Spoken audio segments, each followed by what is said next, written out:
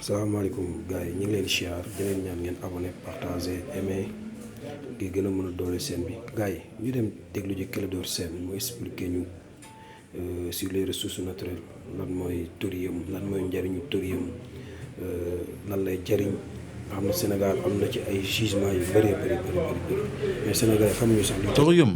Oui, Nena. Les Chinois viennent de mettre en service une centrale électrique de thorium, une première mondiale. Mohamed, c'est alors en attendant. Une première mondiale. Aujourd'hui, tout le monde court pour le thorium. Qu'attend l'État pour valoriser son thorium? Bon, Légui, nous tous déjà. Afa, il pose une question scientifique. Boo xam ni boo koy traité sans prétention aucune faut nga am approche didactique pour ñu xam d'abord luy thorium ak lu muy jëriñ parce que waxoon nañ ko fii je crois mooy jour bi ñu invité amoon nañu un invité là qui était spécialisé dans les énergies renouvelables et on avait parlé de thorium Mbaye Hadj waaw qui veut revenir d'ailleurs mais il attend mon signal il est le bienvenu il faut lui faire signe. Alors, on avait parlé de nucléaire. Au détour, nous avons parlé de thorium. Le thorium, moi, Chine, Mohamed, c'était réacteur à thorium Chine, ou le réacteur à sel fondu Chine, dina am illustration. Parce que thorium, c'est un minéral qui est uranium dans le monde. J'avais fait un exposé dessus.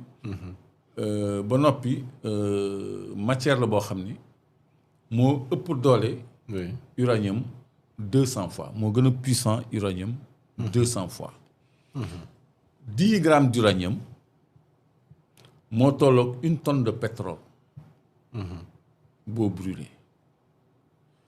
Mais 1 gramme de thorium moo tolloog 20 tonnes de pétrole boo brûlé 1 gramme maanaam poids wu cure-dent ci thorium moo tolloog doole 20 tonnes de pétrole boo lakk ci tàngaay bi ñuy génnee. Parce que ci teneur calorifique lañ ko nattee. Léegi thorium boobu nag pourquoi ça n'intéresse pas le monde? Tout simplement parce que mënuñu ci def bombe. Parce que amul yenn radioactivité yu excessive yi kooku muy benn ba noppi du am surpressurisation bi tax mu exploser parce que l'uranium est égal à 20 fois la pression atmosphérique moo tax day exploser bu amee incident comme Fukushima ak Tchernobyl. Alors que le thorium est égal à la pression atmosphérique. Du am surpressurisation ba noppi du émettre ay radioactivité lii mooy réacteur à sel fondu. Léegi ndox la boo xam ne dañ ci nu mu tuddati seeyal xorom ba mënatul seey moom la ñuy wax saumure de sel donc NaCl. Parce que moom aussi dafa am effet électrique. ci biir solution saturée boobu le thorium bi de diffuser chaleur. Donc, de combustion vive, de safara buy tàkk combustion lente la léegi chaleur boobu nag mooy entraîner ay turbines. muy nii voici le réacteur à sel fondu mooy entraîner ay turbines yooyu à leur tour entraîner alternateur buy créer courant. Donc 10 grammes de thorium mooy tolloog 200 tonnes de pétrole boo brûlé ci chaleur diffusée. Donc énergie thermique thorium moo ci mën ba noppi on l'appelle le nucléaire vert parce que amul radioactivité boo xam ne dafay lor. Amul surpressurisation boo xam ne day am ay risque d'explosion. Donc amul risque d'explosion amul risque de radioactivité. Amuloo un coût de traitement de déchets radioactifs. ba noppi énergie bi muy produire moo ëpp 200 fois énergie bu centrale nucléaire di produire centrale nucléaire civile. Mais mënoo ci defar bombe moo tax intéressé wul gars yi lu mën a defar lu baax mën a yàq en même temps moo leen gënal. léegi Chine nag comme moom énergie la bëgg. dafa am ay SMR small reactor module. Des petits réacteurs des modules de petits réacteurs. yu ñu créé pour des centrales à thorium nga xam ne day produire de l'énergie donc Chine. teg na sa deuxième centrale à thorium. buy produire de l'électricité. donc loolu européens et occidentaux yi dañ ko bañoon a explorer. te fi mu nekk nii gis nga kii bul bi mu téye ci loxo. doy na pour couvrir besoin énergétique gu benn européen en matière de chauffage en matière de carburant pour son déplacement en voiture. en matière de tous ses besoins électriques pendant 99 ans lu toll nii ci thorium. voilà donc c'est quelque chose boo xam ne mën na dawal oto mën na def lépp. 99 ans. 99 ans benn boule buy tenir dans la paume d'une main de thorium loolu ay scientifique. C'est la définition de sa puissance alors. waaw c'est sa puissance 200 fois plus puissant que l'uranium. lii boo ko tegee mu nekk sa paumu loxo. boule bu nekk sa paumu loxo. lu toll noonu ci thorium. doy na européen giiru dundam bu fekkee ni durée de vie am 99 ans la. mais est-ce que dafa wóote temps yi ñuy nekk xale bii yi am na bu ci. non mooy bu plomb bi. non mais bii beneen matière la. d'accord boobu c'est de l'acier. ok c'est de l'acier inoxydable. d'accord donc bii beneen matière la c'est une matière presque fissile. parce que ci processus de transformation dina jaar sax ci plutonium mais plutonium bu amul radioactivité.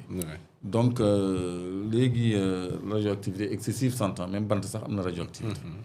donc léegi loolu. Sénégal nag am na ci 20 gisements Kédougou. parce que thorium minerai associé la ak lithium ak nobium. lithium thorium ak nobium ñooy ànd. donc ci benn document wu ministère des mines direction des mines. da ngay gis ay points verts yoo xam ne j'ai pas les illustrations ici.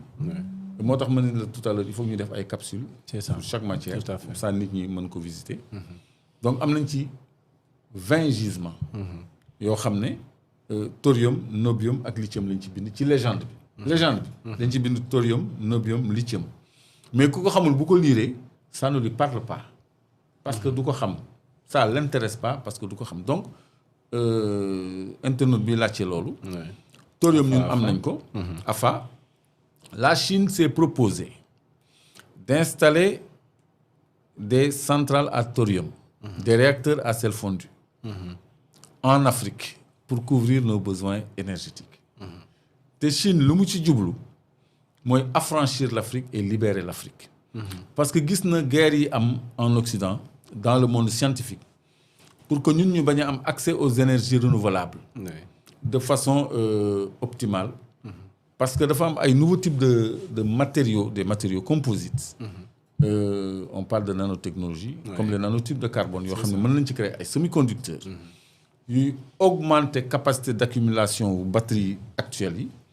capacité de captage wu panneaux solaires yi nga xam ne dina optimum ba nga xam ne. loolu bu ñu ko mettre en œuvre Afrique dootul soxla énergie fossile. dootul soxla leneen.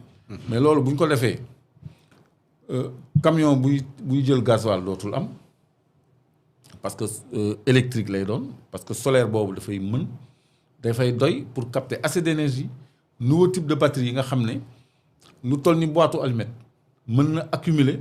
loo xam ni armoire batterie sax yu solaire yi ngay gis nii. mënu ko donc loolu bu amee camions yu jóge fii di dem Mali. dootuñu utiliser carburant des camions de marchandises par exemple. camion bi dootul soxla radiateur du soxla pot d'échappement radiateur de refroidir moteur du soxla réservoir essence du soxla carburateur du soxla piston. du soxla lépp li nga xam ne. dafay aajo ci moteur thermique. mais day accessoires yooyu yëpp. oui oto bi dootu ko soxlaati. c'est autant de pans de l'industrie occidentale. yuy daanu parce que bul gis oto bi nii rek auto presque assemblage la. Bosch souvent mooy defar batterie même bu dee marque Renault la wala marque Mercedes. batterie bi boo demee Bosch lay doon. dafa am ñoo xam ne dañu spécialisé ci catalyseur maanaam pot d'échappement. am ñu spécialisé ci radiateur. donc loolu yëpp bu fekkee ni on passe au renouvelable duñ ko soxla moo tax ñun on doit avoir accès à la technologie par la formation. donc léegi thorium bi tamit noonu la ñu ko nëbbee léegi chinois yi dañu bëgg ñun ñu am autonomie énergétique. parce que loolu moom moo ñu mën a pousser vers le développement. moom moo ñu mën a affranchir de l'influence occidentale. comme ça ñun ñu nekk ci seen influence ñoom moom moo leen gënal ñu nekk ci influence occidentale donc bu ñu wanee yoon boobu ñun dañ ci gis suñu bopp. parce que ñoom aussi ils veulent nous récupérer donc ñun ñoo war a mën xam nu ñuy tirer suñu épingle du jeu. tirer suñu épingle du jeu yaa ngi wax usage thorium bi ak ni ñu ko mën a utiliser si oto yi jamono ji. mais il y a des mesures sécuritaires également yoo xam ne war nañ ko ci mën jël. non mesure sécuritaire c'est surtout même ndox bi ngay naan sax. je veux dire na mu yombee utiliser ak na mu verree. mais noonu la dangereux aussi. non kon ma la wax dafa dangereux. am na image yu ma la mës a non il y a des gens qui s'interrogent. oui. sur les impacts du thorium sur la santé. c'est ça. parce que dañu nekk def quand il fait chaud aussi. quand le soleil est très chaud aussi. quand il y a une canicule. mën na am benn impact ak chauffage ak. matière bi nu muy chauffer. non c'est-à-dire ñoom. oui. seen chaleur ci ndox lañ koy diffuser. on est passé de la fusion nucléaire. oui. à la fission liquide. oui. on parle de fission liquide. c'est ça. Fission c'est le fait de scindre l'atome maanaam xar atome bi. par des neutrons yoo koy bombarder loolu mooy fission. ce phénomène là ci ndox bi lay am. pour éviter une certaine réaction en chaîne boo xam ne day créer chaleur boobu ngay wax noonu donc moo gën fuuf uranium pétrole gaz. est-ce que c'est le même effet boo jëlee benn boule de gaz nga def ko ci ndox ni muy fissuré ba noonu. wala bokkul non parce que loolu. bët du ko mën a gis quoi. ah d'accord. ça se passe à l'échelle atomique. ok voilà d'accord. ça se passe à l'échelle atomique. mais après day jur benn réaction boo xam ni day créer vapeur ébullition ak yooyu tout ça. c'est ça je crois qu'on a épuisé les questions il y a un. mais on est resté.